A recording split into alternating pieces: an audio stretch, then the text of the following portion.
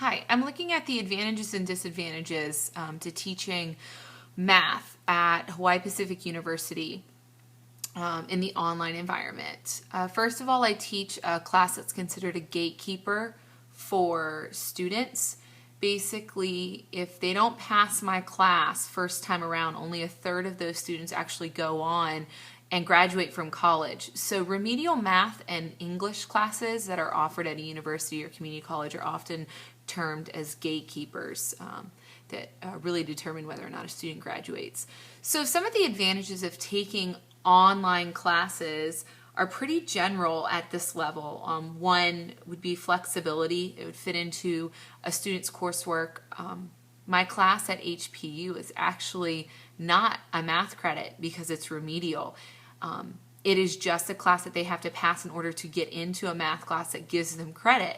So it's a pass-fail class, and it's really to just catch them up on information that they should have received in elementary, middle, and high school.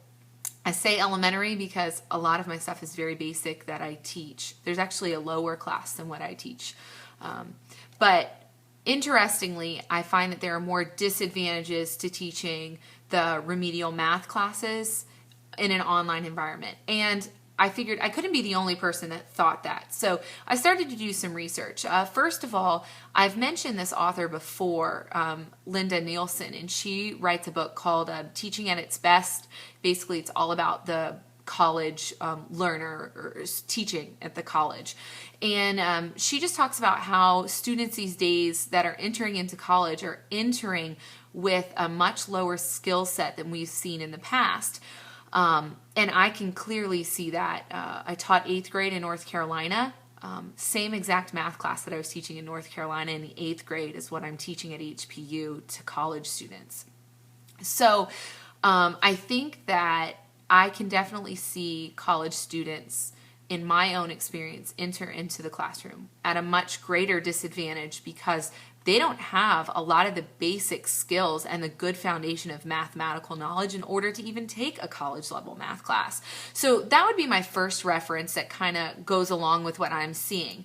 The second one is I looked up a research article, and it's called The Effectiveness of Distance Education Across Virginia's Community Colleges, Evidence from Introductory College Level Math and English Courses.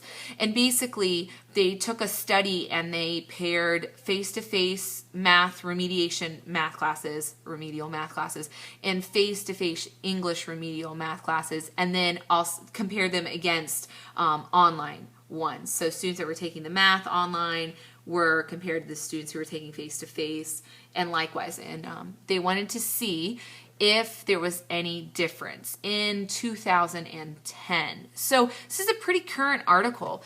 And basically, they kind of talk about that the United States online learning environment is growing at a rate of 19% a year, which is pretty large. I mean, you can look at Liberty University and how many students we have online and see that the need for online learning, or the desire, the demand would be probably better, is there. So anyways, there's tons of stuff in this article that I thought was really just a fantastic overview of what was going on, but I'd like to kind of give you the conclusions. And there's a lot of stuff I will be more than happy to link you to this article if you'd like to read it.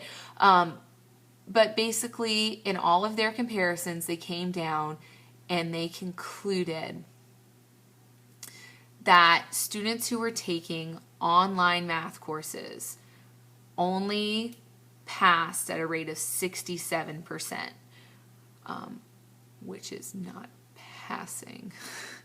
And if they took the face-to-face, it was a much larger percentage of 74%, if I'm not mistaken.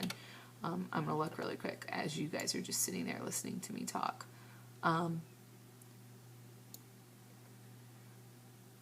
Yeah, students had a success rate of 73% face-to-face and 67% online. So we're talking about a difference of 6 percentage points in a class that students are already struggling with.